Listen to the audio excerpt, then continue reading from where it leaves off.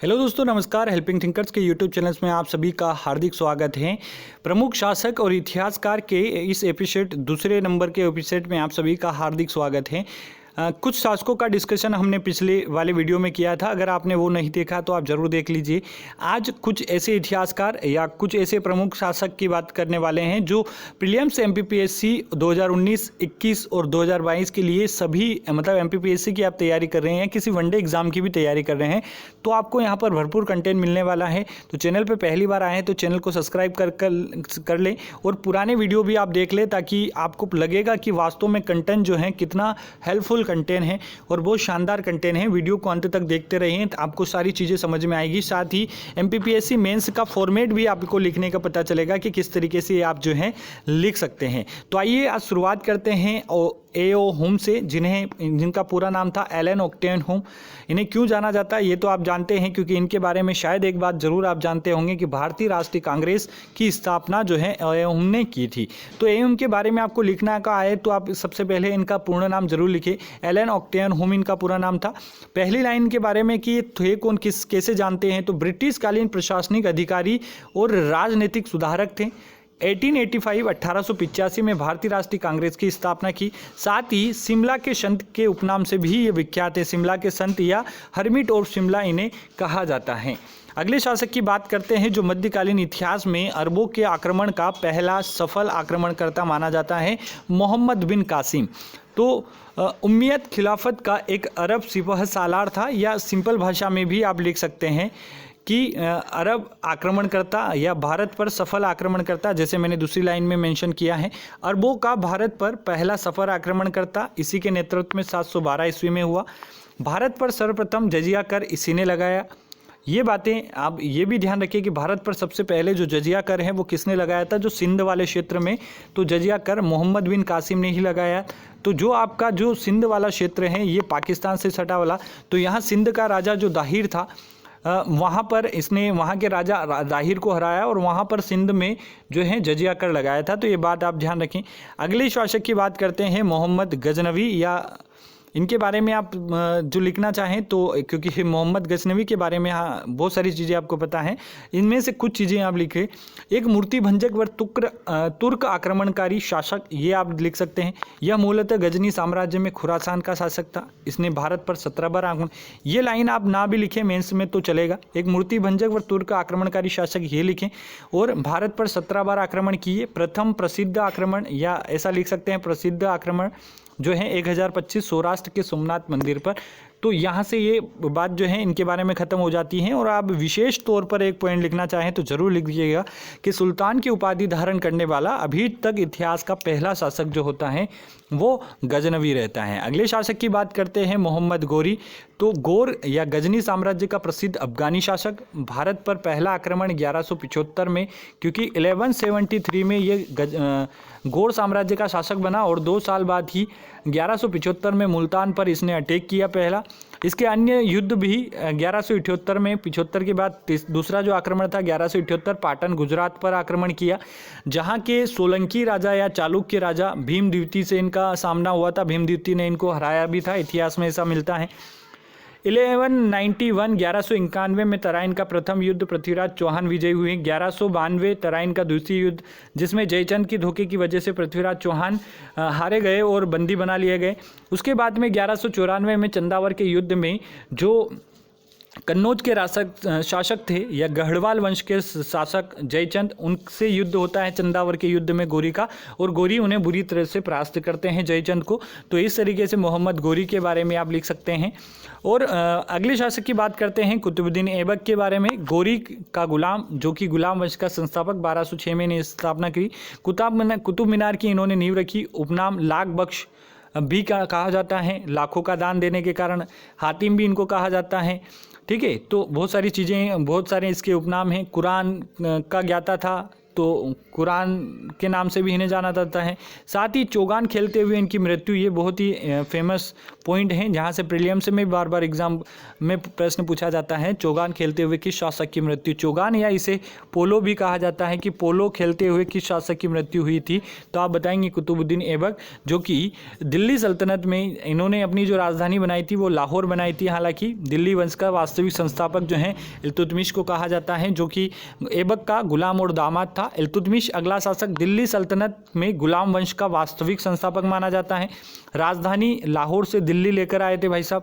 1296 में इक्ता प्रथा यानी जो इनके सैनिक होते थे उन सैनिकों को क्या करते थे, पेमेंट के बजाय उनको जो उनका जो पेमेंट होता है या जो भी उनकी सैलरी होती है उस सैलरी के बदले में भूमि का कोई टुकड़ा दे दिया जाता था।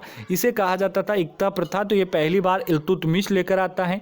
साथ ही तुर्कान ए चहलगानी यानी 40 गुलामों का या 40 तुर्क गुलामों का एक संगठन बनाता है इल्तुतमिश, जिसे तुर्कान ए चहलगानी के नाम से जाना जाता है। आगे चलकर बलबन इस संगठन का खात्मा कर देता है, क्योंकि बलबन खुद इस संगठन में होता है। अगली शासक रजिया सुल्तान, और इनसे प्रीलिम्स और मेंस में कई बार प्रश्न पूछा गया है और बार बार पूछे भी जाते हैं। इनका टाइम पीरियड आप जरूर ध्यान रखिए, 1236 से 1240। भारत व दिल्ली सल्तनत की प्रथम मुस्लिम शासिका। इसने प्रदा प्रथा त्याग, चोगा काबा व कुल्हा टोपी पहनकर राज दरबार में बैठी। पिता इल्तुतमिश, पति अल्तुनिया यानी अल्तुनिया से इन्होंने विवाह किया था और इल्तुतमिश की ये बेटी थी। तो ये बात आप ध्यान रखिए रजिया सुल्तान के बारे में। अगले शासक हैं बलबन। बलबन में वास्तविक नाम इनका बहाउद्दीन बलबन के नाम से इन्हें जानते हैं। गुलाम वंश का शासक तो नहीं कह सकते हैं, लेकिन गुलाम वंश के का ही हिस्सा रहते हैं। इल्तुतमिश के काल में ये जो है इल्तुतमिश के सेनापति होते हैं। फारसी उत्सव नवरोज जो है इन्होंने ही चलाया, कई बार पूछा भी गया है, MPPSC प्रीलिम्स में पूछा गया है। साथ ही रेलवे और अन्य एग्जाम में, मध्य प्रदेश के अन्य एग्जामों में भी ये पूछा गया है कि फारसी उत्सव जो है किसने चलाया था, तो वो बलबन ने चलाया था। साथ ही विरोधियों के प्रति लौह व रक्त की नीति अपनाई। और आप ये एक पॉइंट और भी लिख सकते हैं जो मैंने बताया था कि तुर्कान ए चहलगानी इल्तुतमिश द्वारा गठित संगठन का विनाश भी इनके द्वारा किया गया था। अगले शासक फिरोज खिलजी, जिनका काल जो है 1290 से 1296 तक रहता है। तो फिरोज खिलजी जो है खिलजी वंश के संस्थापक होते हैं। राजधानी किलोखरी को बनाते हैं, जो दिल्ली का निकटतम वाला क्षेत्र था। इनकी हत्या अलाउद्दीन खिलजी द्वारा कर दी जाती है। और फिरोज खिलजी का जो पूरा नाम था दोस्तों जलालुद्दीन फिरोज खिलजी, ये बात आप ध्यान रखें। तो फिरोज खिलजी के नाम से जलालुद्दीन फिरोज खिलजी को जाना जाता है, जो खिलजी वंश के संस्थापक। खिलजी वंश में सबसे महान प्रतापी और सबसे शक्तिशाली शासक जो होता है अलाउद्दीन खिलजी, खिलजी वंश के महान प्रतापी सुल्तान। इसने सेना को नगद वेतन व स्थायी सेना की नींव रखी। तो ऐसा पहला शासक इतिहास में कौन होता है, अलाउद्दीन खिलजी। साथ ही मूल्य नियंत्रण प्रणाली की भी शुरुआत इन्होंने की। बचपन का नाम अली तथा गुरशाब के नाम से इन्हें जानते हैं। तो ये अलाउद्दीन खिलजी के बारे में आप ध्यान रखें। बाकी बहुत सारे इन्होंने निर्माण भी कराए हैं, तो वो भी आप ध्यान रख सकते हैं। जैसे कि दिल्ली में जो अलाई दरवाज़ा है वो अलाउद्दीन खिलजी के द्वारा ही बनाया जाता है, जो कुतुब मीनार का मुख्य द्वार माना जाता है। इसके साथ में अलाउद्दीन खिलजी के बारे में मैंने एक और तरीके से उत्तर लिखने का प्रयास किया है। तो उसमें क्या क्या चीज़ें लिखी हैं तो ये भी आप देख सकते हैं। खिलजी वंश व दिल्ली सल्तनत का प्रतापी शासक, बाजार नियंत्रण प्रणाली का संचालन करता, देवी अधिकार के सिद्धांत को इन्होंने चलाया, निर्माण अलाई दरवाज़ा, सिरी का किला आदि निर्माण करवाया। इनकी उपाधि थे सिकंदर शानी की उपाधि। तो ये भी आप ध्यान रखें। तो इस तरीके से भी आप लिख सकते हैं। दोनों ही अलाउद्दीन खिलजी के बारे में मैंने बेहतर से बेहतर लिखने का प्रयास किया। अगला शासक है मुबारक खिलजी। तो मुबारक खिलजी के बारे में आप ध्यान रखें। खिलजी वंश का शासक था, नग्न स्त्री पुरुष की संगत का शौकीन था, उपाधि खलीफा की उपाधि, और मृत्यु जो है 1320 में इनकी मृत्यु हो जाती है मुबारक खिलजी। अगले शासक हैं गाजी मलिक। इनके बारे में मेंस में पिछले वर्षों में प्रश्न पूछा भी जा चुका है। प्रीलिम्स 2018 में भी शायद गाजी मलिक से प्रश्न बन चुका है। तो इनके बारे में लिखेंगे दिल्ली सल्तनत पर तीसरे तुगलक वंश का संस्थापक। यानी दिल्ली वंश पर जो तीसरा वंश हुआ है वो तुगलक वंश हुआ और उसके संस्थापक थे गाजी मलिक। इनका जो पूरा नाम थे गयासुद्दीन तुगलक के नाम से दिल्ली सल्तनत की गद्दी पर बैठे 1320 में। तुगलकाबाद नगर की स्थापना इन्होंने की। संभवतः नहरों का निर्माण करने वाला पहला शासक भी कौन था? गाजी मलिक ही था और इनका पूरा नाम था गयासुद्दीन तुगलक। ये बात आप ध्यान रखें। अगले शासक मोहम्मद बिन तुगलक, रक्त पिपासु पागल बादशाह मोहम्मद बिन तुगलक, इनके बारे में लिख सकते हैं तुगलक वंश का प्रतापी व सर्वाधिक शिक्षित शासक। ये बहुत ही इंपॉर्टेंट बात है इनके बारे में, क्योंकि अभी तक इतिहास में जितने शासक हुए हैं उनमें सर्वाधिक शिक्षित शासक मोहम्मद बिन तुगलक था। इनका मूल नाम था जुना खां। जुना खां के नाम से किससे जाना जाता है? तो मोहम्मद बिन तुगलक को। राजधानी दिल्ली से दौलताबाद इन्होंने स्थापित की। अमीर कोही एक जो कृषि विभाग था उसकी स्थापना भी इन्होंने की मोहम्मद बिन कासिम ने। अमीर कोही क्या था? तो एक कृषि विभाग था जो मोहम्मद बिन तुगलक के द्वारा बसाया गया था। पागल व रक्त पिपासु बादशाह भी इन्हें कहा जाता है। तो ये बात आप MBT के बारे में ध्यान रखिए। अगले एक इतिहासकार इब्न बतूता जो MBT के काल में ही भारत की यात्रा पर आते हैं, तो इनका नाम जरूर ध्यान रखें। इब्न बतूता प्रसिद्ध मोरक्को यात्री। ये कहाँ के थे? मोरक्को के थे। मोरक्को कहाँ आता है? तो दोस्तों अफ्रीका का एक देश है मोरक्को, वहाँ के यात्री थे। विद्वान और साहित्यकार थे। 1333 में भारत आए और मोहम्मद बिन तुगलक के काल में आए। तुगलक ने इसे दिल्ली का काजी नियुक्त, काजी बोले तो न्यायाधीश, वहाँ का इन्होंने न्यायाधीश मतलब इसके शासनकाल का न्यायाधीश नियुक्त किया। काजी का मतलब क्या होता है? न्यायाधीश होता है। प्रसिद्ध ग्रंथ रहेला किसकी पुस्तकें हैं? तो इब्न बतूता का है, जो तुगलक काल और समकालीन शासक मोहम्मद बिन तुगलक के बारे में जानकारी का वर्णन करती हैं। अगले शासक हैं दोस्तों फिरोज शाह तुगलक, इनके बारे में भी ध्यान रखना। दिल्ली सल्तनत का तुगलक वंशी शासक। ब्राह्मणों पर जर्जा कर, ये बहुत ही इंपॉर्टेंट प्रश्न है, पॉइंट है। ब्राह्मणों पर जर्जा कर लगाने वाला पहला मुस्लिम शासक कौन था? तो फिरोज शाह तुगलक। सल्तनत कालीन शासकों में सर्वाधिक दासों की संख्या 1,80,000 इसी के पास थी, ये भी माना जाता है। साथ ही दिल्ली में फिरोज शाह कोटला दुर्ग का निर्माण भी फिरोज शाह तुगलक के द्वारा करवाया गया था। तो फिरोज शाह तुगलक से आप इतनी सारी बातें ध्यान रखें। अगले शासक की बात करते हैं नासिरुद्दीन मोहम्मद। तुगलक वंश का अंतिम शासक था नासिरुद्दीन मोहम्मद।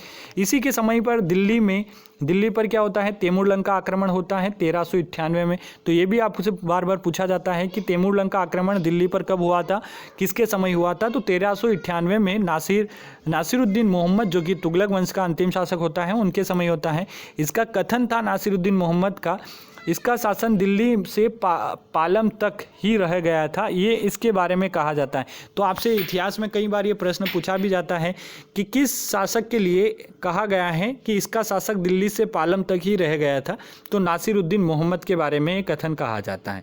आप ध्यान रखें, यहाँ से प्रीलिम्स में भी प्रश्न बन सकता है। अगले शासक की बात करते हैं दोस्तों खिज्र खां तैमूरलंग का सेनापति था, जिसने सैयद वंश की स्थापना की थी 1414 में और 1451 तक सैयद वंश का टाइम पीरियड जो है चलता है। उपाधि रेयत ए आला के नाम से जो उपाधि हैं ये धारण करते हैं खिज्र खां, रेयत ए आला। साथ ही यह स्वयं को मोहम्मद पैगंबर का वंशज भी मानते थे, ये भी आप ध्यान रखें खिज्र खां के बारे में। अगले शासक की बात करते हैं बहलोल लोदी, जो कि लोदी वंश के संस्थापक थे। दिल्ली पर प्रथम अफगान राज्य की स्थापना का श्रेय भी इन्हीं को जाता है। आपसे पूछा जाए कि दिल्ली पर पहला अफगान वंश कौन सा था? तो लोदी वंश।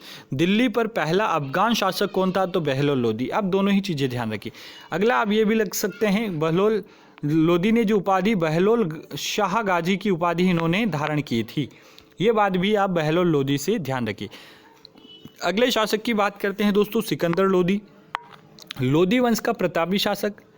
गज ए सिकंदरी जो इन्होंने भूमि मापने का जो एक पैमाना होता है, गज ए सिकंदरी जो भूमि हेतु प्रयोग होता था, का प्रचलन किया। 1504 में आगरा नगर की स्थापना भी सिकंदर लोदी ने की थी। गुरुरुखी नाम से कविता भी ये लिखता था। गुलरुखी नाम से कविता कौन सा शासक लिखता था? तो सिकंदर लोदी लिखता था, ये बात आप ध्यान रखिए। अगले शासक की बात करते हैं सिकंदर महान। ग्रीक प्रशासक व सेल्यूकस निकटर का सेनापति। भारत पर प्रथम अभियान 326 ईसा पूर्व में किया। प्रसिद्ध युद्ध हाइडेस्पिस का युद्ध, जिसे झेलम का युद्ध भी कहते हैं, ये इनका प्रसिद्ध युद्ध था। इनके जो गुरु थे उनका नाम था अरस्तु। अरस्तु के जो थे वो सुकरात और प्लेटो, और प्लेटो के जो हैं सुकरात। तो ये भी ध्यान रखें। और घनानंद के बारे में हमने पिछले वीडियो में पढ़ लिया था। तो ये शासकों से संबंधित जो हैं प्रमुख चीज़ें, प्रमुख शासक जहाँ पर प्रीलिम्स और मेंस में प्रश्न पूछे जाते हैं वो हमने कवर किया है। अब जो नेक्स्ट वीडियो जो आपका आएगा वो प्रमुख युद्ध, जो इतिहास के चर्चित युद्ध हैं उनके बारे में 3 मार्कर पैटर्न में शानदार तरीके से लेकर आऊँगा मैं।